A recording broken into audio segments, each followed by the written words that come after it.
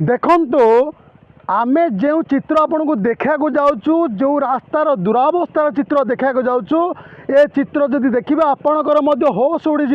ए रास्ता एवं साधारण लोक मरण जनता पलटि स्पष्ट चित्र देखु यही रास्ता दे शह संख्यार भारी जान आरंभ कर साधारण लोक यातायात हुए तो रास्तार दुरावस्था देखो किसी लोक प्रतिक्रिया ना रास्तार अवस्था केमती रही ये जो रास्ता जे रास्ता जीवा पूरा असंभव आमर जो सरकार ए नुआ आसी मानवा पड़े ये रास्ता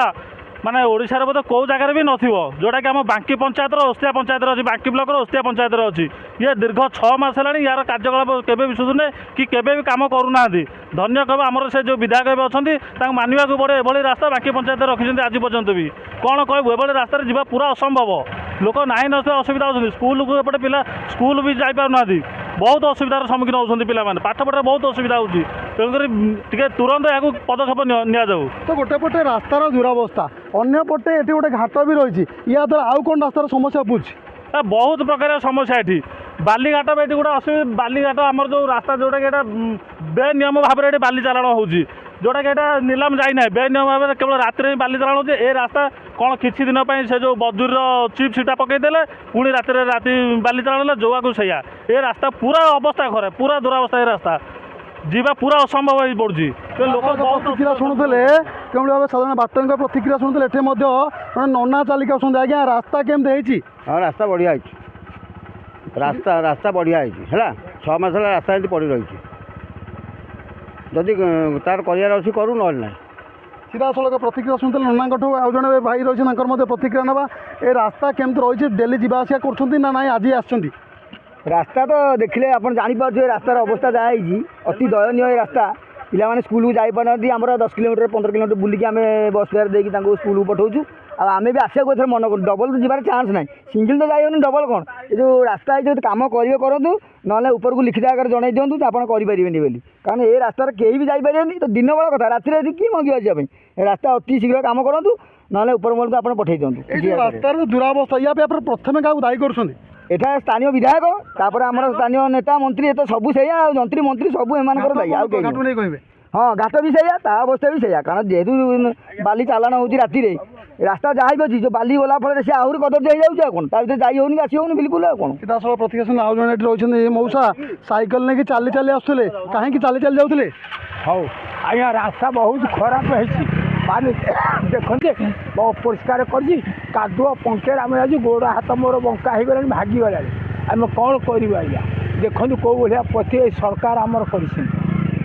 प्रतिक्रिया शुणुले ये जन युवक मान रही कौन कहे रास्ता कहीं असुविधा लोक हो साधारण लोक मरणता पलटि रास्ता तो बहुत 3 मास धरी खराब है चलती कॉलेज पिला जापार बालीघाट पर 4 दिन तले सीज करते पुलिस आसिकी ये पुणी बालीघाट 4 दिन पर क्या लाई खोलिला कौन से मन इच्छा पुणी चलाऊँ बालीघाट ये रास्ता जाई होनी कि आसी होनी कॉलेज पिला जापार स्कूल जापार किसी होनी लोक आम गाँव गोटे लोकटे पड़ी गोड़ भांगी जाइए सी 4 मास है पड़ी घरे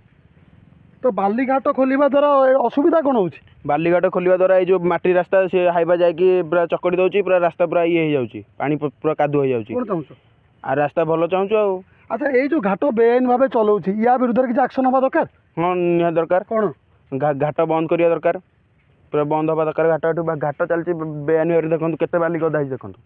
ये घाट चलुची घाट बंद पूरा एबे पुणी 4 दिन तले बंद थी पुणी 8 दिन पर पुणी खोली सीधा सड़क प्रतिक्रिया शुणुते आम से घाट को देखा देखु से उस्तिया बालीघाट ना सुवर्णपुर रे जो बालीघाट चली देखु स्पष्ट चित्र ये हूँ उस्तिया बालीघाट ना सुवर्णपुर रे घाट चली तो ये तार स्पष्ट चित्र देखुए कि भाव बाली ये गदा जापटे जदि कहवा ये बड़ बड़ मेसीन थुआई जहाँद्वारा बाली उत्तोलन कराई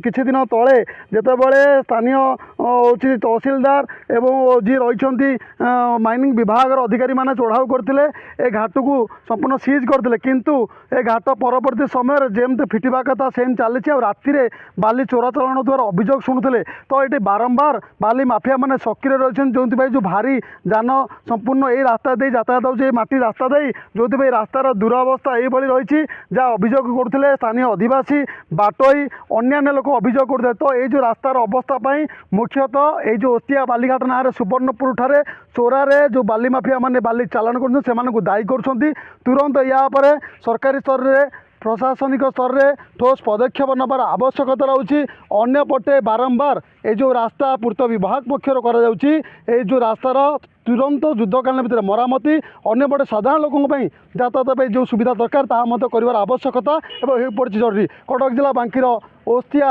ସୁବର୍ଣ୍ଣପୁରକୁ ସଂଯୋଗ କରିଥିବା ପ୍ରମୁଖ ରାସ୍ତା ପରିସରରୁ ମନୋଜ କୁମାର ଦଳେଇ, ନକ୍ଷତ୍ର ନ୍ୟୁଜ୍।